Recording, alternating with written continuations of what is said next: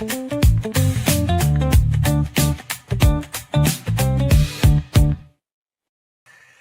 is the Mosley Show, and much of America taking the day off. Not the Mosley Show. We have demanded time, and we are going to be with you. They're closing down the doors on us on Christmas Eve, so we will be off for a couple of days, but we'll come rolling back first of the year, or not even first of the year, before that, and be able to react to all the things that happened over the weekend. And, of course, we'll all gather around the tree. And as we're eating our Christmas dinner, our Christmas lunch, we'll watch the Cowboys and the Commanders, two bad football teams at noon on Netflix. I want to welcome Scotty Swingler back to the program today. Scotty fighting through illness, but looks really good today. So I think he's come back. I don't know if Scotty went and got some Tamiflu in his system or something. Lizzie, who is in studio with us today. Lizzie, keep your distance from Scotty. That shouldn't be a problem. But just kind of give him a wide swath there, a wide bearing, and you know, everybody mask up, and then let's not get into mask again. But let's just ease into the holidays. And that's what we're going to do today. Hello to our Twitter audience, our large Twitter audience, as we react to everything. I want to do something today, and I want to encourage our Twitter audience as they come in today on our premium Twitter platform. I want to do a couple things. I want to encourage, and we had musical talent today. Now, Scotty's still here. I'm still here. You know, we both can kind of halfway sing. Scotty can play the guitar. I don't know if Lizzie, what kind of instrument she plays, but we were going to have an incredible former member of the Baylor Golden Wave Band, and a member of local Waco Orchestra Symphony, and a man who on the Baylor campus has played these unbelievable recitals that basically people buy tickets to attend. He was going to play some Christmas music for us today. Unfortunately, our big-time banking executive from Central National Bank, CNB, Brian Fonville, has come down with something and has no voice. Which, I mean, again, if you're playing the trumpet or you're playing an instrument, I don't really know if you need a voice. You just kind of need to blow into the windpipe or whatever you call that. But I think, you know, we were hoping to talk to him as well. And so I think the voice has gone. And so anyway, like a lot of folks right now, he'll have to go get one of those, what do they call medicine balls is what we used to call them at Starbucks. And now they call them like honey citrus tea or something like that. But then I always add 3 packets of honey, and I'm sure they love that. But I like them to put 3 actual packets of honey into the medicine ball. So our musical talent has been canceled today, but we did not cancel the show. We decided to come out and do our thing, and Scotty and I have a lot prepared for you. Don't we, Scotty? I hope Scotty has something prepared. No, in the second half of the hour, and we may be saying goodbye a little early today because, again, why not? It's the holiday. And I mean, I don't want to short you. Of course, I always say this, and Scotty's quietly smiling right now, or gnashing of the teeth, whichever he might be doing, because anytime you hear me say we're going to do a short show, that means we're going to maybe leave like 5 minutes early. But today we're actually going to lean into that. Okay, we've got a lot of family in town. Everybody's wanting to do stuff with family. Lizzie's family is across the country, so if Lizzie, hopefully she has either family in town or folks to hang out with, certainly can come spend a little time with the Mosleys if that's something she'd be interested in.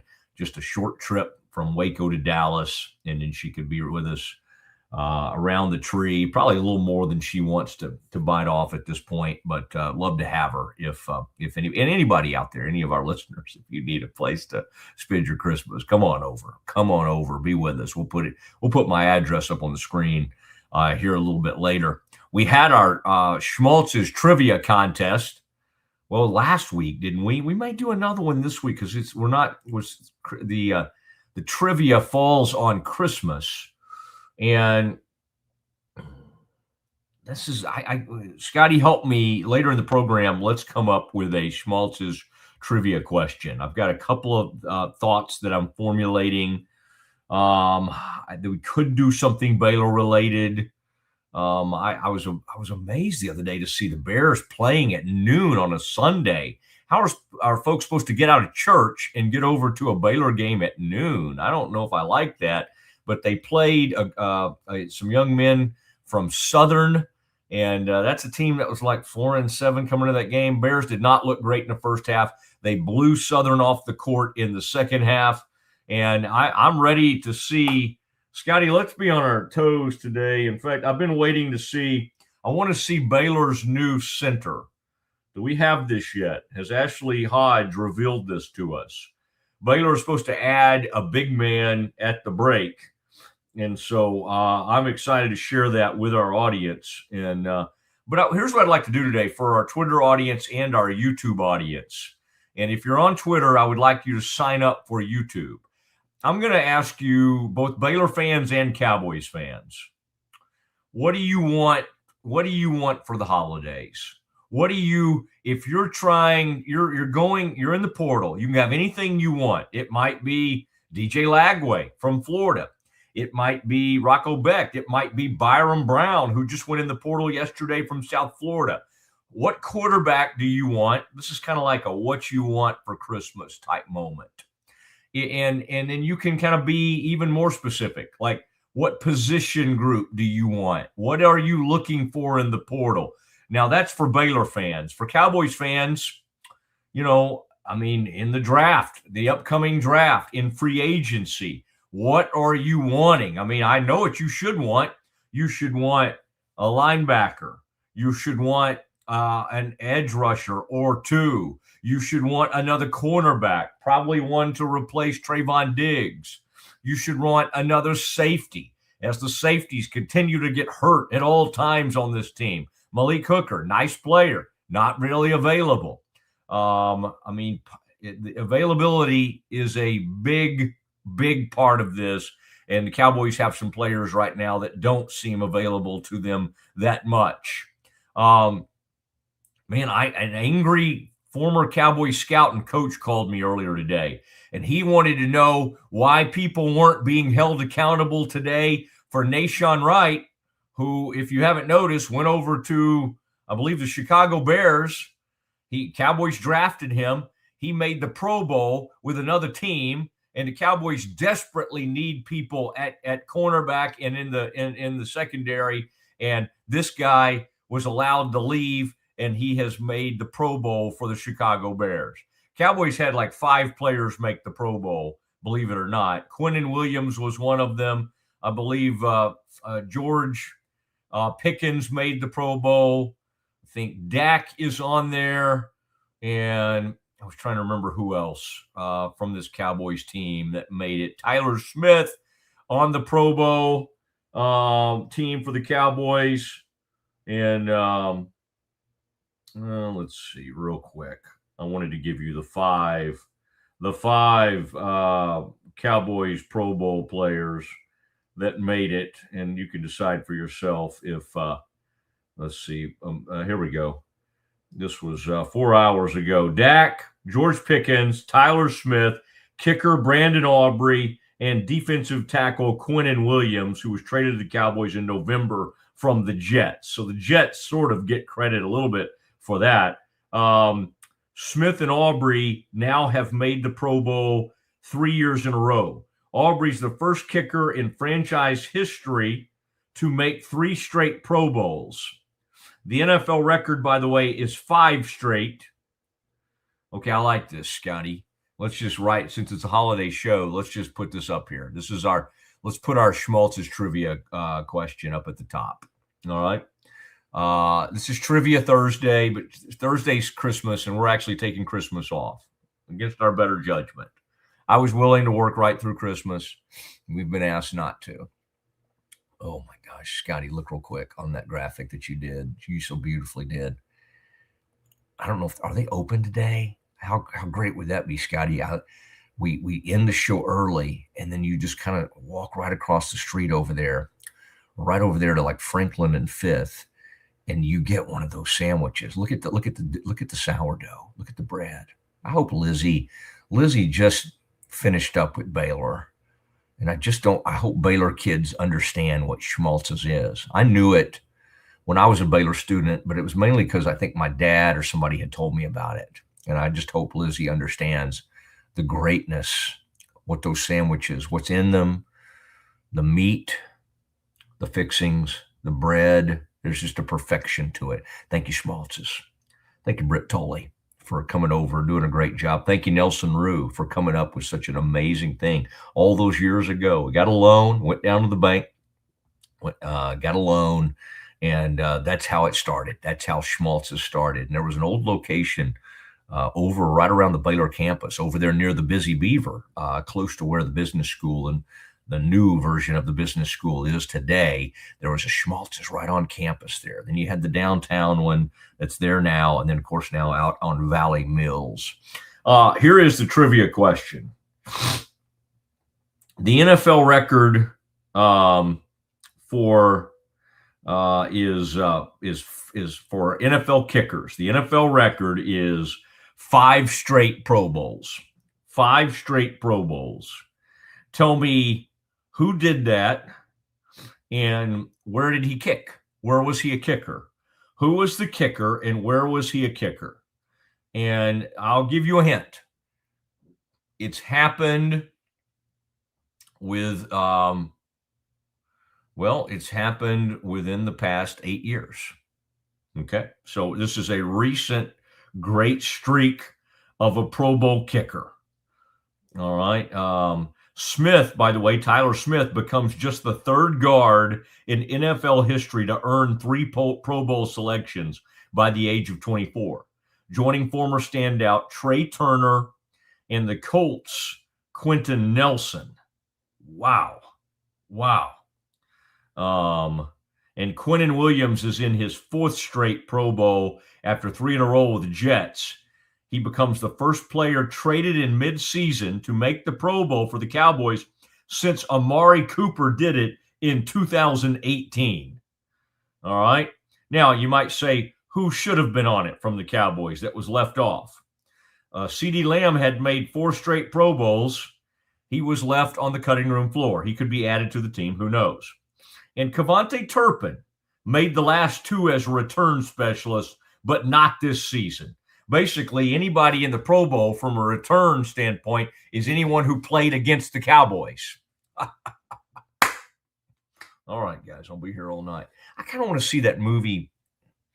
I think it might be kind of dark and depressing, but that movie about the stand-up, I think Will Arnett's in it and Bradley Cooper looks interesting to me. Okay, let's see who has a guess here. Bear the Truth, has he won 2 recently? Oh, what the heck, it's the holidays. If Bear the Truth wins, we're going to give it to Bear the Truth, especially since he has a sailor bear in his logo there. The answer to the question is it's Justin Tucker. He's a man who got accused of some things, and he enjoys going to the massage parlor, but Justin was allegedly, did not behave in those situations. But he was an incredible kicker for the Ravens, and so good for Justin, but really good for Bear the Truth. For not good for Justin, by the way, with his behavior. Bear the Truth wins 2 free sandwiches to Schmaltz. And I would think Bear the Truth kind of understands this process by now. So I don't think Scotty, look at Scotty's going to do it anyway. Email Scotty to arrange pickup of your Schmaltz's coupon. And there is Scotty's email. Also, like if you have some great ideas for Baylor or you just want to wish Scotty a Merry Christmas, use that email and just say, Merry Christmas, Scotty. Scotty, I hope you and your daughter have a tremendous Christmas and your family and the Swingler family. It all comes together. Siblings, they've got great software engineers and all sorts of talented people in that family. and including Scotty, by the way, who's shown his talent off quite a bit for us in recent months here on the Matt Mosley Show. Okay, it is. So thank you, Central National Bank. Thank you, Ascension Providence. And I did want to share something with you guys, some little bit of breaking portal news. Scotty, let's do what we know what to do.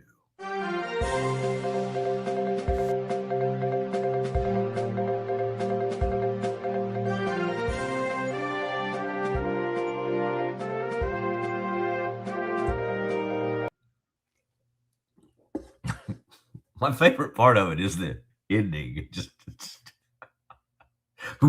very, very abrupt. Scotty, I think today maybe, I don't know how hard it is to find again. I can find it again if you need me to, but we may at some point in the show need to return to the Clandy Man, okay? Because this involves him. This involves Joe Clanderman. And today we're going to do Christmas music, though. That's not really Christmas music. I had to go as a Christmas song the other night to a Christmas party. I don't think I shared this. I might have shared that I had to go to a party, but and it was it was a nice party. If Dacus is watching, she does a great job on her parties, really fun parties. But I went, we were supposed to be dress as our favorite Christmas song. And I gave up. I thought about it for a second. I was watching the CFP. I watched the first half, and I was just like, I'm sorry. I'll go and I'll run by and I'm going to say hi. And very nice people at this party. Great. The bartender was nice. The spread, the food was great. I don't really partake in the drinks, but they had all kinds of stuff out there. They were making Christmas old fashions and all that kind of stuff. And it was a very fun, festive night. But my wife went as Bieber on his Rumpa Pum Pum. Scotty, have you ever learned the rap? I wonder if Lizzie knows it.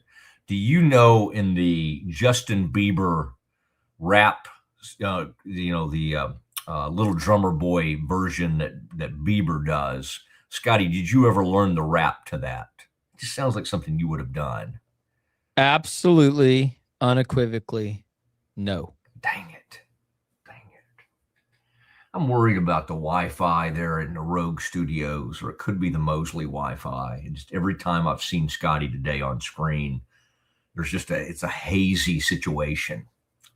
All right. It's not what I need to see. I need to see clean, sharp, good contrast. I don't know what's going on there at the studios. Okay.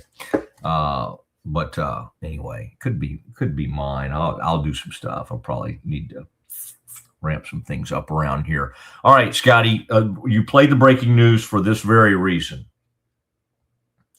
Kansas State starting defensive tackle Malcolm Alcorn Crowder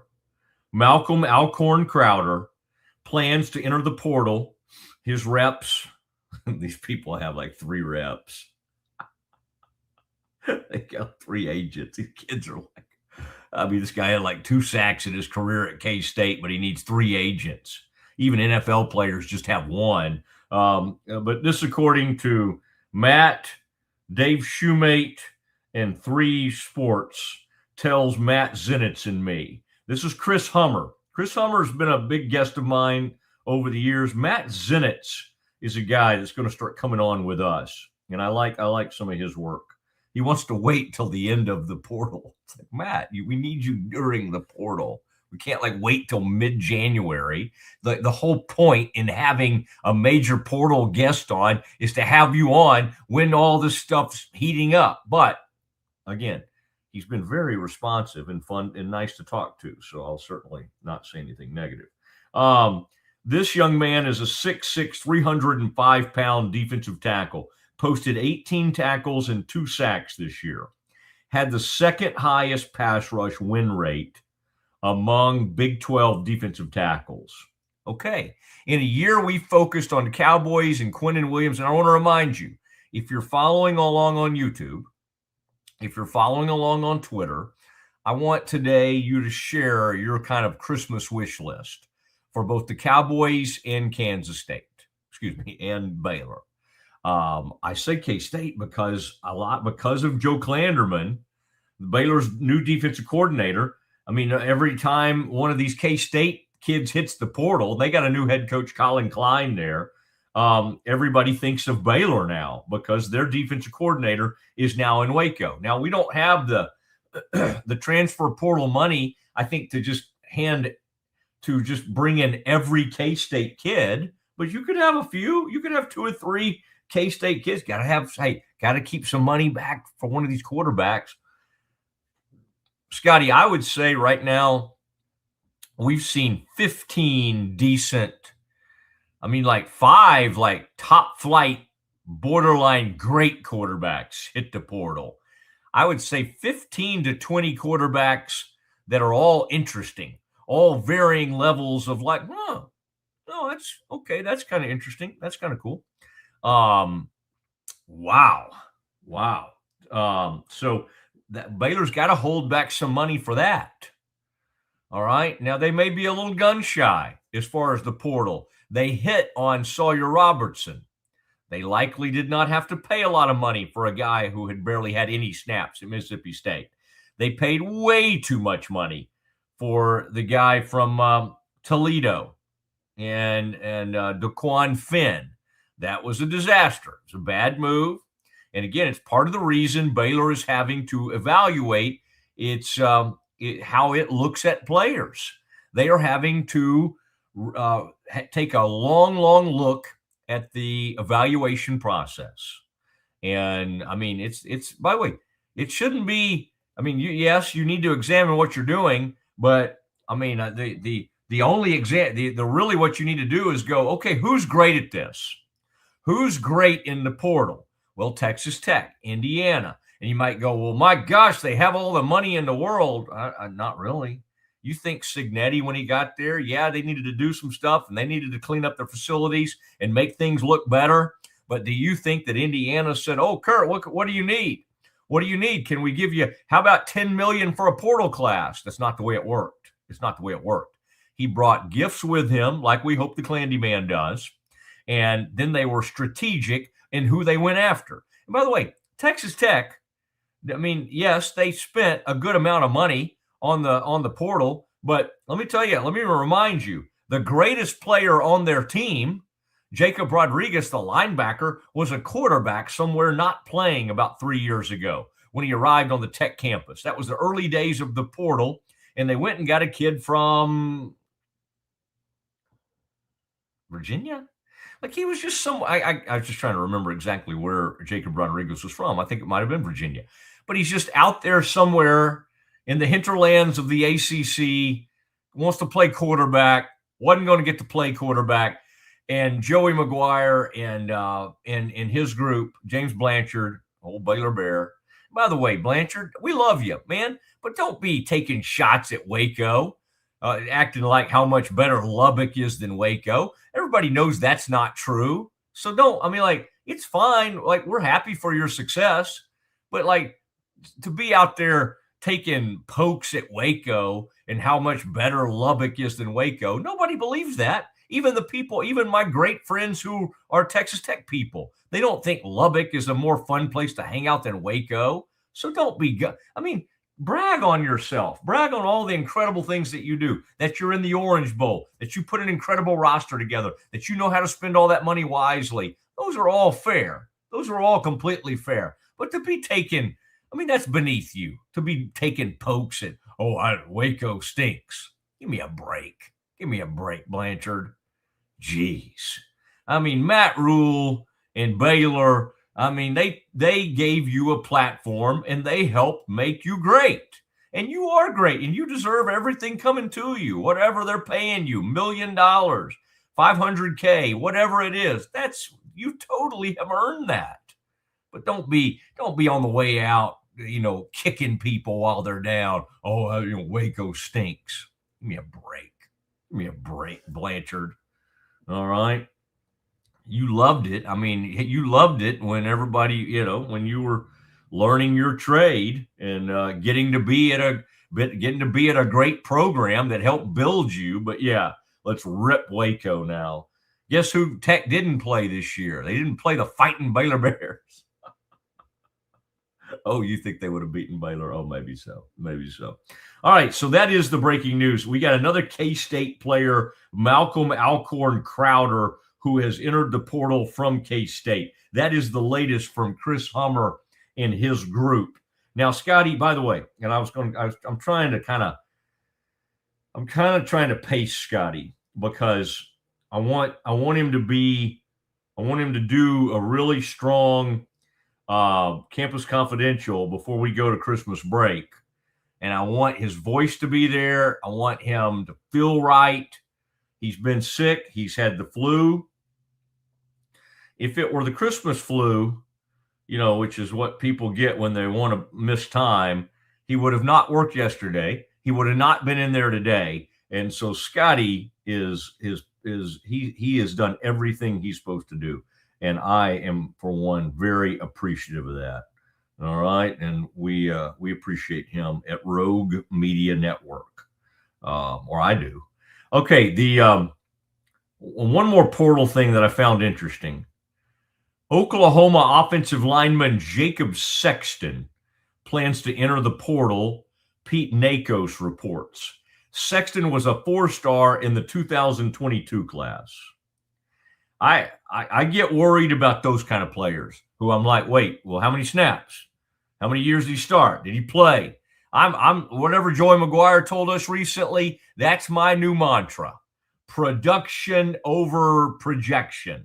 Whatever he said that day, I want production. And I don't care, hey, if it's at North Dakota State, if it's in Incarnate Word, if it's at South Dakota State, that's okay. That's okay. If it's at dang Trinity, if it's down the road at Mary Hardin Baylor, I'm okay with taking players at lower levels of college football. Okay, probably don't want to load up on Division III players. All right, I'm a little bit joking about that. But FCS, Division II, if you get great production and you project this player to be able to play at the D1 level, at the FBS Power 4 level, let's go. Let's go. As down as the Bears are right now, and make no mistake, this is some kind of lame duck, weird transition year, new AD. He's assessing all of us. He's over there right now evaluating the Mosley show. Now, I don't report to Doug McNamee, but he is. He's probably like, I wonder what Mosley's doing over there. I wonder how Mosley could is there anything Mosley could do that would be helpful to Baylor? Well, yeah, only every day of my life. But anyway, the only thing I do that's helpful is we do get great Baylor guests on, and whether it's Nikki and Scott, and we had Joe Klanderman on. And when those interviews get like hundreds of thousands of views, that's good for Baylor. Okay. That should be a reminder. Hey, let's not try to put everything behind this pay site that people aren't really going to. All right. But anyway, the thing I like too, though, is I want to wish a Merry Christmas to like Baylor's SID department, Brent Ingram and his crew, Max, Cassie, and just Matt, good group over there. Colin Pirtle for the women, Baylor women. They've had to do it on a string shoe type situation. Baylor laid off a couple of SIDs, and which is, again, I don't know why they had to be the first to go, but unfortunately, and really good, young, like tremendous people on soccer and softball and volleyball, and we're on some of these other sports. And they were really good. Katie comes to mind.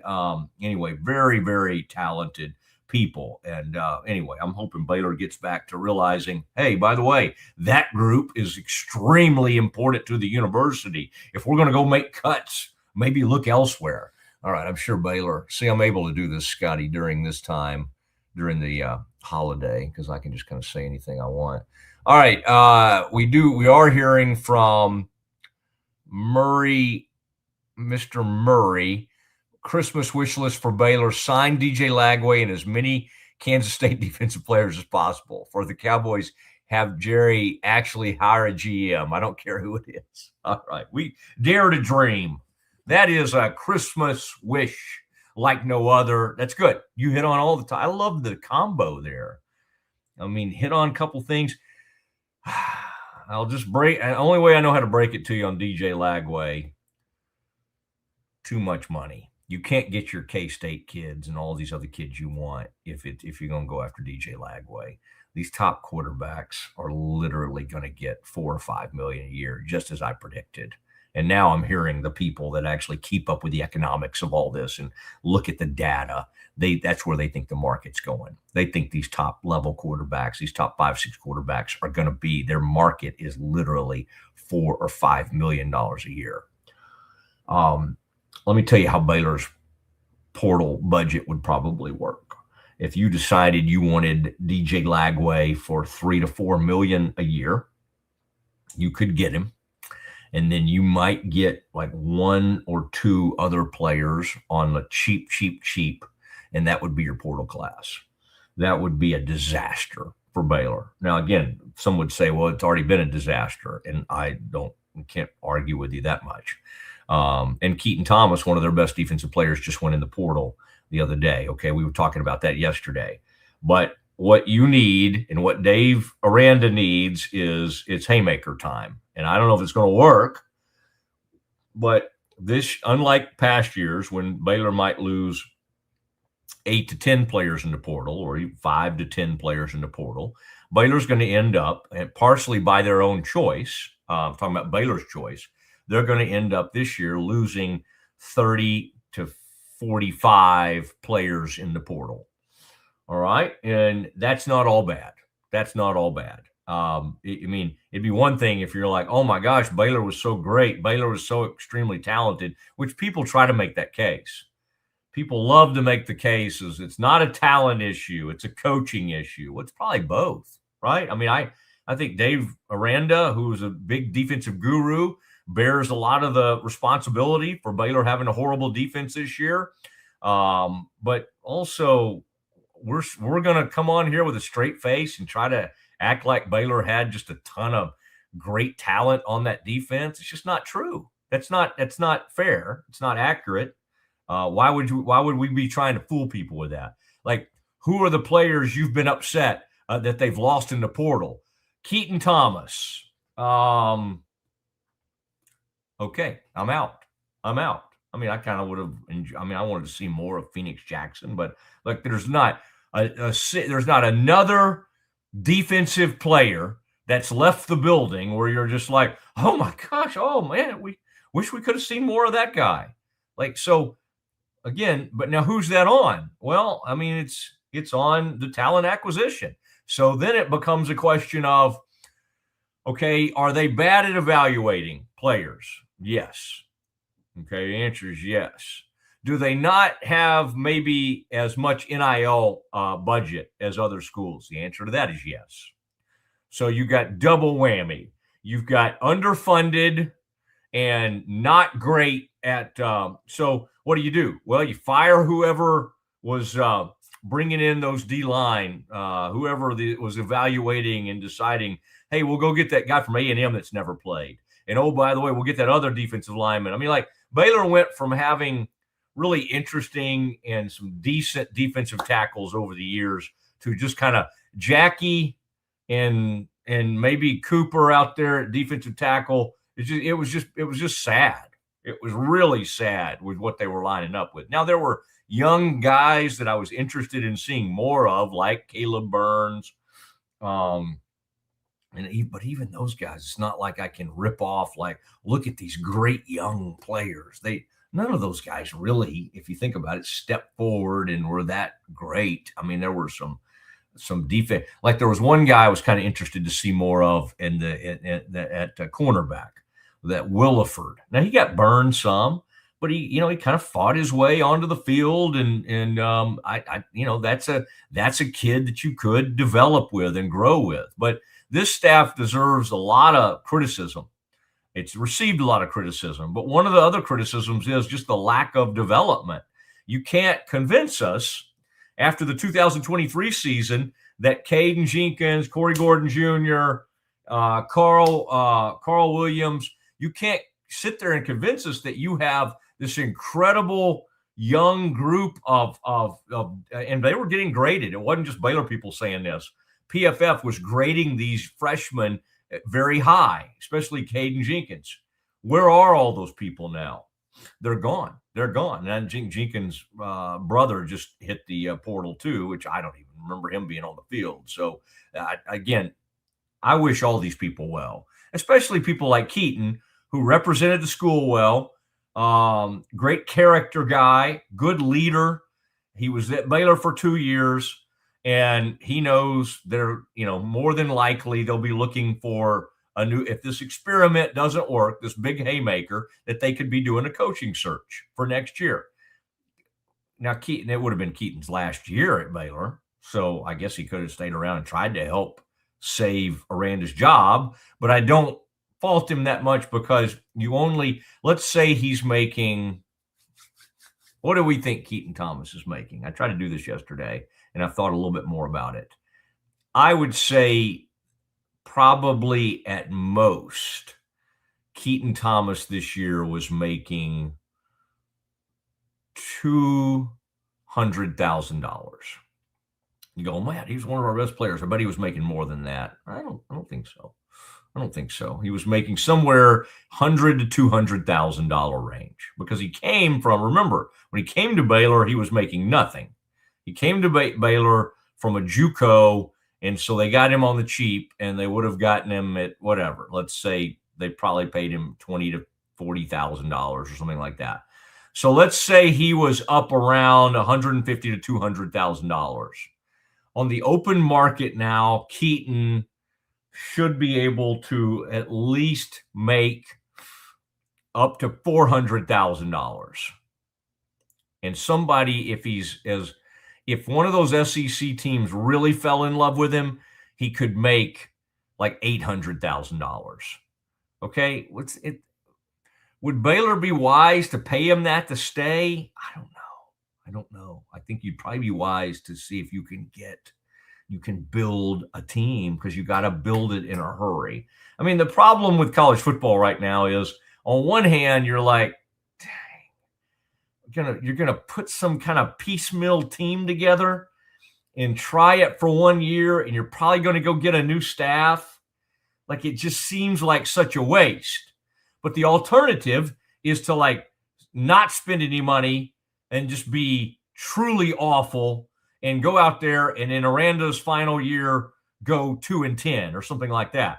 And some people would go, well, that's tanking, and maybe that's best. Save your money and have one horrific season. Well, you don't want to do that. I mean, the new AD can't afford to do that. He needs to start experiencing some winning and try to show signs of turning things in the right direction. I mean, again, we've said this before. Make no mistake.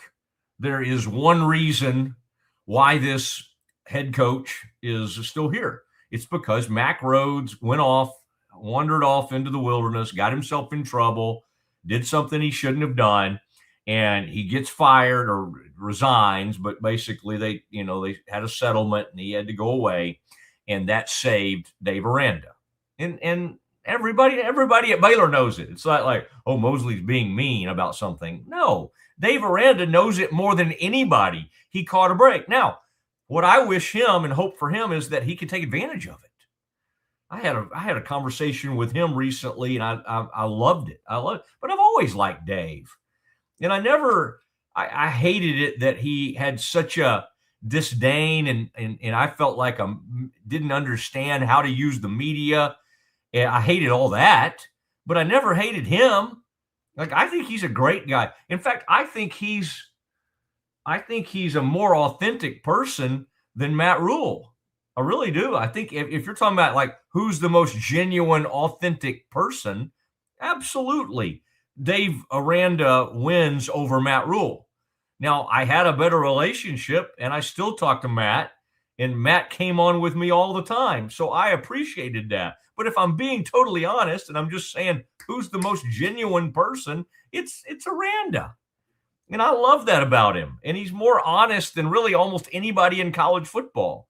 But then with that comes some of the downside today. The inability to sort of understand what he needs to be for the school, what he needs to be for the program, what he needed to be. And it's taken him way too long to figure that out. And then to try to change in your 7th year, that's a lot to ask. I hope he does. I'm willing to be here. I'm willing to take part in that. But anyway, just wanted to say all that. Oh, Scotty, I'm doing a great job managing time. This is tremendous time management by me today on this. Let's take care of our unbelievable partners that were so kind to all come over with me from ESPN Central Texas. They made the move. Scotty's been great with them. Scotty's had dealings and conversations with every doctor that's ever served at Ascension Providence. In fact, Scotty, depending on what Scotty's medical plan is, I hope Ascension Providence recognizes that and says, Scotty, come to any of us because you've been incredible for us. What a great partner they've been. Scotty, we'll end the whole Mosley show today with some major Campus Confidential. And I want you to get heavily involved. Scotty will lead that. We'll do that next. If you want the best for your body, you want Ascension Providence, the largest sports and orthopedics group in Central Texas. Using innovative and cutting-edge technology, we're able to understand your body better than ever, delivering treatment with precision. And with our fellowship-trained and board-certified doctors, you'll receive excellent care. Work with a team dedicated to your health, wellness, and safety. So you can perform. At your best. Ascension Providence, caring for Texas families for over 120 years. It's the Wrap Up the Year sales event at Allen Samuels in Waco. Drive home a new Ram 1500 Lone Star with 0% for 72 months or 3.9 for 72 months. Plus 10% below MSRP and get $2,000 holiday select inventory cash. Need more power? Check out the selection of new Ram 2500s, all backed by our 10-year, 100,000-mile powertrain warranty and no payments for 90 days. Hurry to Allen Samuels in Waco. Come by. Let's be friends. When you strive for greatness, you have a target on your back. And when it comes to finances, we're all targets for scammers. With the right game plan, you can protect yourself. Don't get faked by fraud. Here's a tip. No reputable company or government agency will ever ask you to pay them with gift cards, Bitcoin, or a person-to-person payment app. Scammers use these options because the money can't be traced. Just don't do it. This message is brought to you by Central National Bank.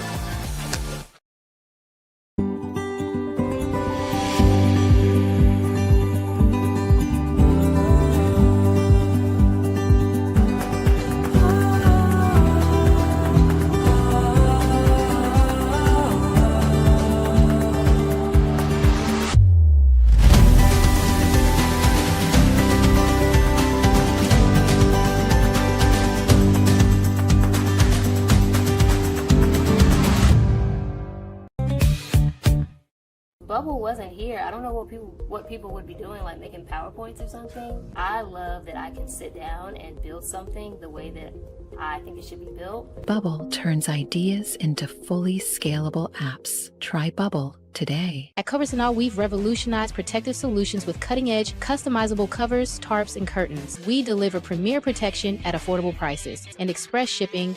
Visit coversandall.com today for the perfect fit, guaranteed to last. Better sleep, inspired by nature. Your back, hips, and shoulders will fall into perfect alignment in any position, meaning that you get deeper, more comfortable rest. Visit ecoterrabeds.com.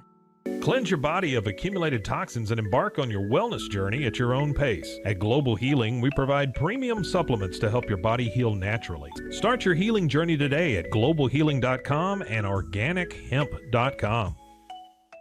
Relax with Hemp Delicious. Organically grown hemp, massively blended with delicious organic herbs, responsibly sourced for their holistic benefits. Each sip offers calming, antioxidant-rich wellness. Brewed just for you. Sip the calm with Hemp Delicious. Is your Mac running slow? Mac Booster 8 is your all-in-one solution to clean up 20 types of junk files. Get your Mac running like new again with Mac Booster 8. Visit macboost.net today. I know you're gonna love this Kodak Dot Plus printer. You guys just connect it to your smartphone. I can assure you, you are going to love this printer as much as my family has. You guys have to check it out for yourself. At Mapiful, we believe in celebrating your journey. Our unique personalized products are designed to boost your confidence. From custom home decor to meaningful gifts, we help you cherish the memories that make you who you are. Visit mapiful.com and start celebrating your story today. Streamline event and appointment booking with Amelia's sleek, modern, and fully customizable booking forms. WPAmelia.com. That's WPAMELIA.com. Amelia. Nalgene Outdoor has been your trusted companion, fueling adventures and helping protect the planet. We're committed to reducing waste, improving access to clean water, and providing simple, safe, and sustainable products for you and your family. NALGENE.com. A house is a property, but we live in homes. Home sweet home. Homes where the heart is. We aim to deliver the best home buying and selling experience so you can spend less time real estating and more time living. WhyPersonalLoans.com. Request a loan anytime. Our partners can offer loans up to $35,000 with varying rates and terms. Review your loan offer with no obligation and decide what works for you. Visit PersonalLoans.com today. This is what $500,000 in a duffel bag looks like. Actually not real. That's because it's actually prop money. It looks realistic from a distance, but up close you can see it says for motion picture purposes. Visit PropMoney.com today to get your money seen or money shot right with Prop Money Inc. With San, owning iconic furniture no longer requires paying a premium. With over 15,000 satisfied customers worldwide, we've proven that high-quality furniture doesn't have to come with a high price tag. Explore our collection today at san.com. The U-Like Air 3, launched in 2023, ushers in a new era of sapphire ice cooling technology, offering nearly painless hair reduction in just 3 weeks. That's ULIKE.com. U-Like. VivoSun's mission is to empower growers with stylish and effective products, making indoor growing accessible and enjoyable for everyone. Visit vivosun.com today and get started making growing plants and vegetables easy and automatic. It is the Mosley Show Holiday Edition, and it is time for us to do some Campus Confidential. We're excited to do that. This is when I welcome Scotty Swingler onto the screen. Scotty, you look like right now one of those digital, like somebody's trying to hide your. Well, our your identity. audience commenting has confirmed that I look fine on the stream there, so we can move forward. You literally have frozen, but so you're saying you can still hear me and okay, yeah. On my screen you have frozen, so who knows? Perhaps it is on my end. Scotty, would you like to present? Would you like to present? Where do you want to start with Campus Confidential? Oh, very simply, Matt Mosley. I'm gonna confess something to our audience. I am ashamed. I let you, What Matt happened? Mosley, over the course of the last 4 months, tear my guard down. Never in my life have I trusted a Texas A&M football team to sustain excellence, because they never have. And you know what? Dadgummit, I was looking at that bracket last week and I thought, you know what? This A&M team has it. They can do it. I was wrong and I never should have fallen for it. And I apologize that I ever did, because they couldn't even score a touchdown, Matt Mosley. Tulane could score a touchdown. James Madison scored several. A&M couldn't even manage a touchdown at home in their college football playoff debut against Miami and old Marcel Reed. The old Marcel Reed was back, Matt. Could not resist turning the ball over when he had it. He had it right there. What is your reaction, sir, to your Aggies dropping that game against Miami at home. It's becoming aware to me that clear. So I reacted to this in great detail yesterday, but now I'm realizing because of your flu that you were kind of out of it yesterday, and so you by your request did not come on screen, but you have gotten your feet back under you, and you have come out today ready to respond. Yes. To what happened in Aggie land. So I get what's happening right now. I mean, I thought I was pretty critical of what A&M did, and I think there is fair criticism. I think what you're saying is fair. I think probably we should have paid a little more attention on like a month-long decline or like a month and a half like that. There were signs. That was a mess that first half against South Carolina. That was atrocious in that second half in Austin, to not be able to perform, not be able to function, and not be able to finish off a Texas team that had really struggled all season, that ends up firing its own defensive coordinator.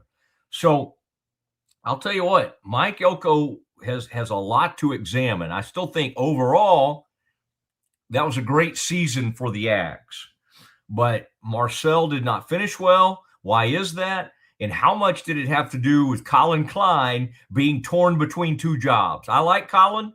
I wish him well at K-State. Now we'll have to, see him even more because we pay more attention to what's happening in the Big 12. Colin Klein returning to his alma mater. But I think there's major criticism that should come his way. That should not have been the wind or a bad field goal kicker keep them to only 3 points in that game. I mean, and even the amount of yardage they had, it wasn't great. But if you look in the game, Marcel threw for 237 yards. Now, again, when Marcel goes back and has honestly sometimes too much time, he'll go late and across the middle. And he threw one awful interception, and then the one at the end of the game was horrible. I mean, game on the line. It's third down. Understand the situation. You got one more down. You got to use all the bullets you have. You can't fire one. You can't zing that. If he throws that interception on fourth down and that's all, I'm way more understanding, because it's like you got to zip it in there the best you can. You'd been way better off on third down throwing that into the third deck, all right? Or throwing it toward that guy, right? But throw it 10 feet too high. Then throwing the ball where he threw it, which was like 5 yards behind the tight end. So I don't, you're not wrong. You're not wrong. It was the Ags had an incredible season. To have it in that way and to put up that poor of a performance at home was embarrassing. And that's on Elko. That's on Klein. I have a hard time blaming the defense. You held Miami to 10 points and they didn't get their touchdown till late in the ball game with about 2 minutes, by the way, which was a bad move on that kid's part. A&M's down. They got no timeouts left. You can finish that game up. Although I say that, the field goal kicking had been so awful that even basically an extra point was not going to be a sure thing. So when I factor that in, probably the kid who ran in for the touchdown, Malachi Toney, probably did do the right thing.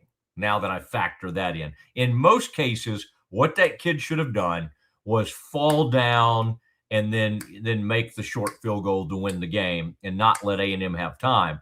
But they gave A&M time, and A&M had an incredible chance at the end of that game, and they squandered it. But I understand what you're doing, Scotty, and I want to give you plenty of time before this holiday. All the time the flu took away from you yesterday, this is the time to air everything that you have for us. So what else is on your mind? Just happy to see the Aggie tears, Matt. Just happy to see the tears return as they should. Hey, I was disappointed this week. I don't remember when the news hit, maybe Sunday, Saturday, sometime over the weekend, to see that Notre Dame and USC which has played for, I think, 7 decades uninterrupted, is not going to continue. They are not going to continue playing in the immediate future. And so it was announced, I believe, last night or this morning, Matt, Notre Dame has essentially replaced USC for the next 2 years with BYU. The BYU Cougars will welcome Notre Dame to town this coming fall at Lavelle Edwards, and then the next year they will travel to play Notre Dame. That, by the way, is great for BYU, who you could argue, if they had a non-conference win against someone like Notre Dame this past season, they would have been in the college football playoff. I remember, it's interesting because I remember BYU having a big win, I think, over USC a few years ago that kind of, fueled a little bit of a turnaround for them. But Scotty, the way this thing seemingly has worked is that they could have found a way, and that USC is using the excuse of Notre Dame being guaranteed. Notre Dame now has it in writing, and apparently all these teams agreed to that in 2026, if they are in the top 12, they are guaranteed a spot in the college football playoff. So if that had been in place for this season, then Notre Dame would have been in there instead of Miami or Alabama, and probably Miami. And so I think USC decided, hey, since they've already been guaranteed and we're not guaranteed a spot, why do we want to play that game? Now, Lincoln Riley went running from the SEC, and now he went running from Notre Dame. So I just want to put the blame where it belongs, which is squarely on the backs of USC. I mean, Notre Dame has deserved a lot of criticism, and I'm all for them being in a conference, and I've been heavily critical of them. But the team that is scared to continue this and is whining about Notre Dame being guaranteed this spot in the CFP is none other than USC. And even former USC greats like Petro, what's Petro Papa, the Greek announcer. I like that guy, Petro Papadakis or something like that. He was ripping USC, and Bill Plaschke, the great columnist from the LA Times today, ripping USC for being scared to continue this with USC. But good for BYU for stepping in there. And it just shows you, we act like, oh my gosh, you got to plan these things out 10 years in advance. And the truth of the matter is, as we found with COVID, if you really need to, you can get a team on the schedule in a heartbeat. And that's how they worked out a deal with BYU. So good. We have a new religious war. That's right. That's what they between BYU and Notre Dame. So that will be very, very interesting to watch. So I'm glad you brought that up, Scotty. This has been, I mean, as we get toward the holidays, I would just say so far, this has been one of your best Campus Confidentials of the year. Oh, geez. Well, thanks, Matt. Here's another exciting story for you. We all know it was not an ideal first season for Bill Belichick at North Carolina. 4 wins, some very rough showings for the Tar Heels. Did you see who Bill Belichick is bringing to Chapel Hill, Matt, as his offensive coordinator? Yeah, I did, but now I also saw that somebody kind of said, hold on a second. They're still trying to agree to this. It has not been finalized, but ESPN, as of right now, I just double checked. There are multiple steps remaining, but Bill Belichick is attempting to hire Bobby Petrino as his offensive coordinator at North Carolina. Matt, I don't need to get into the irony and all the reasons this is hysterical. Well, what you really need to do is have that graphic up on the screen. Have you seen some of those funny memes? I don't know what you're talking about. I don't know if I could see it even if you put the graphic up. Although that one graphic you had, I really want to see if we can put it up here in a little while. But the meme that's going around that's very funny is it's got Petrino on the motorcycle and like Belichick in one of those sidecars on a motorcycle, like you see sometimes. Oh, that's good. No. I saw the one a couple of weeks ago where it was the Petrino motorcycle crash neck brace photo, but they'd replaced Petrino with Sharon Moore. Yeah, no, they put this one. It has Petrino and Belichick together in the deal, and of course everybody remembers what happened to Petrino at Arkansas. He was with a young woman having an affair, and he ended up having a motorcycle accident. And he showed up he lied. He got caught in a lie at the news conference. And anyway, bad deal. He showed up in a neck brace, and that's always been something people joke about. And then, of course, Belichick, known for dating a woman, I don't know, 50 years younger than him. Is that right? Let's do the math. 40 something. Is she like 40? I want to be fair to those good folks. Is she 40 or 45 years younger than him? Anyway, it showed them in a motorcycle together. That's pretty good. It's pretty good. Okay. What else do you have today as we continue this heater you're on? 49 years, the difference in age between 73-year-old Bill Belichick and his girlfriend, 24-year-old Jordan Hudson. 49 years. It's just kind of, honestly, it's when you say her age and when you say his age, it's just kind of gross. And I think that's why people are so like kind of thrown off by it, is just that it's like, it seems like it should be wrong. Like it honestly seems like it should be, but it's not, it's not, there's nothing criminal in nature. What is it that, Matt, what is it that the Apostle Paul says? All things are lawful, but not all things are beneficial. That's right. That's good. That's good. I'm glad you're finally sort of tapping into your MDiv, that there we go. Ministry degree. I say finally, you've tapped into it plenty, but I'm glad to hear some Apostle Paul talk break out on the Mosley show. People might be a little bit surprised to hear that. Not from you, but just on my show. Okay, our show, I should say. Scotty, what else do you have, sir? Matt, try this on for size.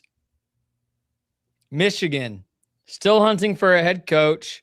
Kenny Dillingham, of course, signed an extension with Arizona State. He'll stay there. Says he was never contacted by the school. I don't know if a lot of people believe that. That's what Dillingham is saying. Kalen DeBoer still coaching in the college football playoff. A lot of people skeptical that he would leave Alabama to go to Michigan. A name that I've seen not reported very heavily right now, but maybe circulated, rumored as a possibility, Matt. Kyle Whittingham just stepped down at Utah after a tremendous run. He is their most successful coach ever. And he made it pretty clear, Matt, that he wasn't retiring. Should Michigan give Kyle Whittingham a call? Well, I would say for a scandal-ridden place, he would bring a level of credibility. I believe Kyle played at BYU, has I just, from a moral standpoint, it would be a major upgrade. I did also notice, Scotty, I wanted to share that the coach at Louisville, Jeff Brom, I believe is his name, Louis Riddick, was really playing up his name. and the guy from ESPN, and he's on the draft and all that, right? And used to be on Monday Night Football. I think that somebody went out there with a report that Michigan is now looking at Brom. He seems far more likely of a candidate than Whittingham, but I like that thought. Now, again, on one hand, yeah, you could kind of stop the bleeding, so to speak, of just the drip of scandal at all times. And by the way, we could talk about scandal, but all those Michigan people would never trade that national title. And it took cheating to get it. Certainly. I mean, and we can say, oh, Matt, how much of a role did it play? I don't know. I mean, it's pretty elaborate scheme that they put together, and people paid and people were punished for it. And by the way, Scotty, I almost got lured into one of these other Sharon Moore stories today. The Detroit Free Press has one, and they were going to make me pay. It's like I could for $1 a month, but of course, then I'll forget to cancel it. And then I'll start getting charged like $20 a month or something for the Detroit Free Press, which I don't care about. Right. And then the other one is like, I can get 6 months free, but I got to pay $119 right up front. And I'm like, I want to read that story, but I don't want it that bad, because we got friends at The Athletic. I got to say that The Athletic did kind of one of those deep dive, like looking back, talking to the women that Sharon Moore had been talking to. And to me, it's just sad and a whole lot of nothing. Just like because they were like talking, it was stupid. And yes, he would like DM them and say, would you want to come out here and I'll get a driver? And whoever was talking to him said, well, are you not going to be out in public with me? And so it's salacious in that way, but it's also just kind of gross and stupid. And I got to say, like, it's a sad enough story, and it's a huge story, and I get it because it's an enormous program. But I do not need to read another story about what Sharon Moore was doing in his DMs, because what he was doing was what a lot of men, unfortunately, across this country have done at times, and that is, act like fools. And fortunately for most of those men, they don't get caught doing it, but it's just gross and it's just stupid. It's just like, we don't need proof that the guy was an idiot, but it's one of those deals, Scotty. It's like, well, he started out with a waving emoji, and then somebody said, why is he doing this to me? And isn't he married? And again, spare me those stories. Some of these stories are important. Sharon Moore's stupid, salacious DMs are so uninteresting to me. Again, that may just be me. But so other people might be like, I cannot get enough of this stuff. Give me more Sharon Moore in his DMs. But him being a creep is something I knew instinctively. The first story that broke on that front, we said, Sharon Moore's a creep. Now, is he the first man to make some mistakes in this area? Not on your life. All right. So it puts him in what we would call bad company. But anyway, it's I do sometimes, the people that sort of cheer on these stories and laugh and all, I'm like, hey, be careful. Be careful. What are you DMing? What are you, when you're getting text from friends, or you're DMing or trying to look at things, what are you looking at? Every once in a while, I want to say to folks, be careful throwing those stones out there. Okay, Scotty, continue, man, because I feel like we've had some scripture. We've had Paul show up in this Campus Confidential. What else would you like to share? Well, I only was really looking at one more story, and it relates here. Interim coach Bill Poggi, how would you say his name, Matt? I think probably it's Poggi. Okay, Google was telling me Jee, so I didn't know if it was. Oh, well, okay, Poggi or Poggi, but Poggi, because if it's J-E, Coach Bill the interim for Michigan, is openly advocating that he should have the job. He did talk about a 5-year kind of rot going on. He called the program dysfunctional. And he is saying he is a strong choice for the job, quote, because I know what the hell I'm doing. I want to fix this program. Mind you, Matt, he was fired after 2 seasons as the head coach of Charlotte, where he went 6-16.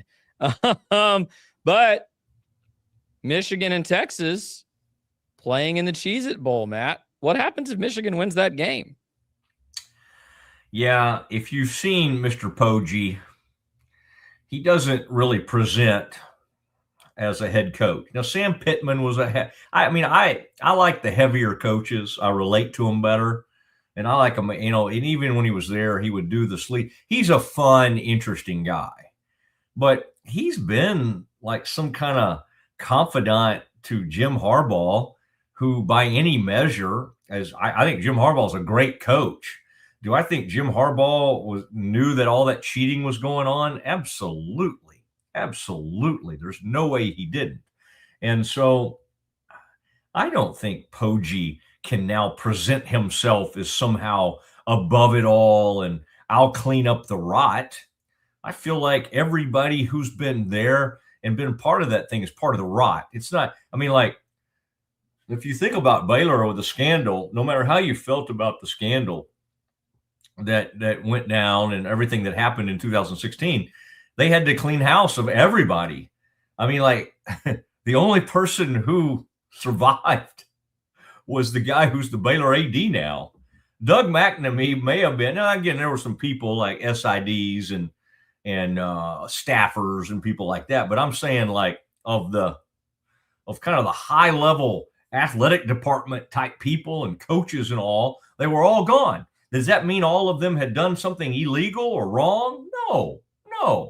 But it's what has to happen when there's a huge scandal or even absence of scandal. Sometimes if a program's going in the wrong direction, you don't go, well, we're going to fire the coach, but keep all the assistants. Now, I will tell you, occasionally something weird happens. Like Boise State a few years ago fired its head coach with about 4 games to go, hired a interim just to get them through the season. We had no intention of trying to keep that guy on full time. And they won all those games and then won the conference championship. And they kept that coach, Spencer Danielson, I think is his name, at Boise State. So sometimes something happens like that, but that was a different situation. I don't think they fired their coach because of some scandal or some rotting. Now, there may have been something going on, but there was no situation anywhere close to Michigan. I don't think Poggi is the answer. So, no, I think there is a 0% chance that Poggi is the guy moving forward. And in fact, I like him, but he's a little bit being kind of pious when, honestly, he's been around there. Are you telling me he didn't see Sharon Moore having some issues, kind of being in a rough mental state, making some poor decisions there? I'm sorry. I feel like that was pretty evident to a lot of the people who were there. Scotty, do you have that? Can you put that on the screen? That one thing we had from Jeremiah Dickey? I found that to be very, very interesting. Oh, wow. Scotty this is one of the greatest. I think one of our last shows of the year, it seems appropriate that Scotty has just presented a unbelievable Campus Confidential. This is interesting from Jeremiah. This came after. Now, Jeremiah has also been on a heater. So there's another thing I think I sent you, Scotty, and I may not have, where Jeremiah yesterday basically came out with a long list of what college football could do to kind of try to get this thing back on, try to get a hold of things. He right now in a where there's just don't seem to be a ton of great leadership. Dickey's stepping up and stepping up in a big way. And so I would encourage you to look at his Twitter to see what he said about like cleaning up college football right now. He said this like yesterday. Now here's another one that Scotty has here. No coincidence, consistent messaging. They are being honest. Believe them when they say it, because this is what the powers want to be. This is what the powers to be want. Self-perpetuating cycle. The system they created benefits them more than others, and they expect us to be happy with the scraps. Now they want the scraps too. Now what he showed, oh, this is good, Scotty. He showed what all the people are saying. He's so right. And usually Cannell's a little different, but Klatt, Cannell, others, all the Saban, they're all from the same talking points. It's like, oh, I feel sorry. I'm sorry for JMU. We don't want, oh, there's one from Klatt. We don't want Cinderellas. We want the best teams playing each other at the end. The NCAA basketball tournament is a joke. It's the dumbest tournament and the least fair tournament in all of sports. Now, I think he tried to come back and clean this up. I think he tried to walk this back. But it was one of the dumbest comments I've seen. And there's a lot out there. There's a lot of dumb things we see. But you're going to talk about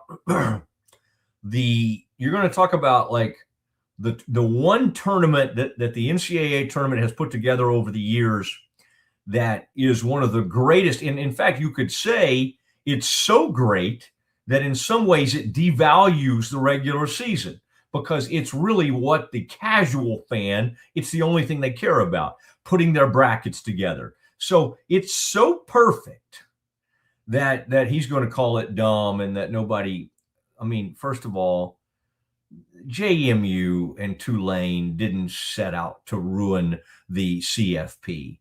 They tried to create a situation where at least one group of 5 team could be recognized. The nightmare scenario happened. It's the only reason JMU ended up in the CFP, and it's because the winner of the ACC championship was sitting there at 6-4 or 6 or whatever they were, 7-5 going into that game. It's like a once in a 1,000-year flood. That's what happened. So this thought that, but again, Dickey's calling these people out, and they deserve to be called out, because it's like they're all on these same talking points, and they all want to, and by the way, they want us to forget about the fact that there were blowouts last year too. There were blowouts involving, SMU goes on the road against Penn State and got their rears run out of the stadium. Indiana was not that close to when they ended up in that game against Tennessee. Who was Tennessee? Notre Dame. Indiana against Notre Dame? Is that what you're telling me? Correct. Okay. Yeah, it was not that close. They kind of hung in there for a little bit, but we want to act like, oh my gosh, Tulane and JMU have ruined everything by crashing the party because they couldn't hang with the big boys. Well, even some of the so-called big boys can't hang. Okay. And yeah, there's some, and by the way, even though it wasn't a blowout, I mean, the game between Miami and Texas A&M was hard to watch. We're going to act like, oh my gosh, the Oregon and JMU game was more entertaining probably than the 10-3 A&M slog. I only stayed tuned because I got a daughter that goes to A&M, and I'm very interested in how A&M does. But that was hard to watch. Bad field goals, horrible offense. Now, great defense. There was some great defense both sides.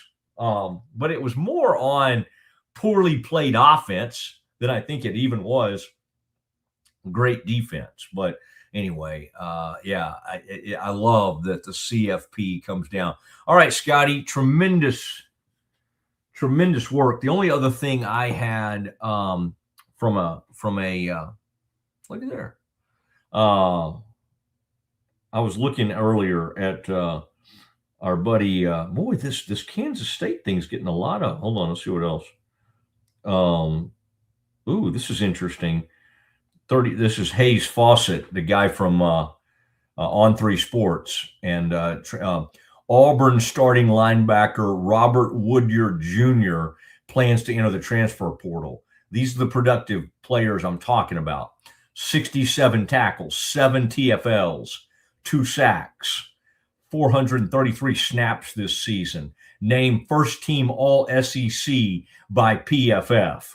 This is the mighty SEC. This guy gets named for all first team. This is a big one. Second highest rated graded linebacker in all of the SEC per PFF. Robert Woodyard Jr. is on the market. That's interesting. Okay.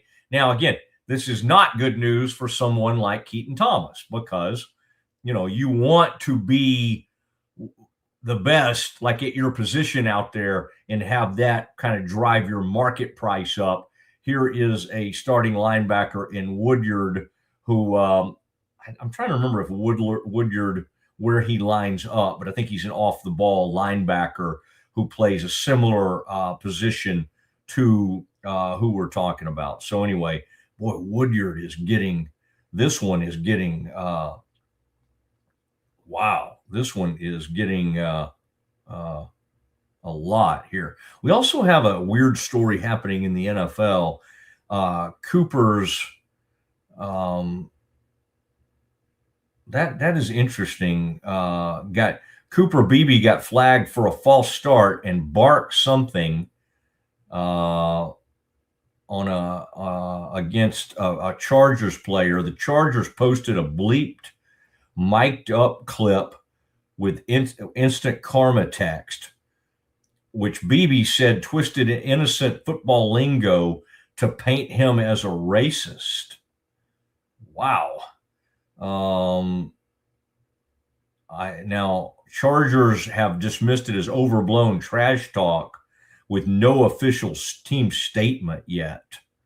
Wow. A lot of people are saying the Chargers need to, whoa, this is kind of crazy that, they did. It looks like they tried to paint him as saying something really bad, and it does not appear that's what he did. So kind of interesting thing we may close out with today. The only other, I just want to make sure we don't have any more breaking news to share, because I like to see what our man Nakos has to say. We had the earlier story. There is a Kansas State big-time defensive tackle. They're known more sometimes for their defensive end, their edge guys. They have some pretty good safeties over the year, which is what Joe Klanderman taught, what he coached, the safety position. But this tackle who came out, who to me looks like he's about like a 3 technique type guy, that is an interesting player. I told you about the Oklahoma offensive lineman,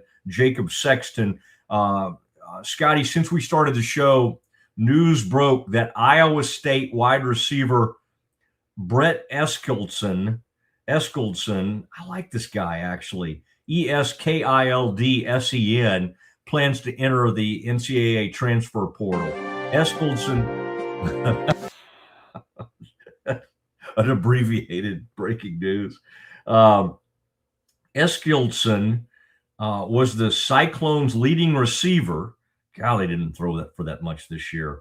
526 yards and 5 touchdowns. And you just saw the Iowa State Rocco Becht quarterback go in the portal as well. So interesting stuff going on today. The other one I saw that grabbed my attention, Wake Forest running back Tate Carney plans to enter the NCAA transfer portal, Pete Nakos reports.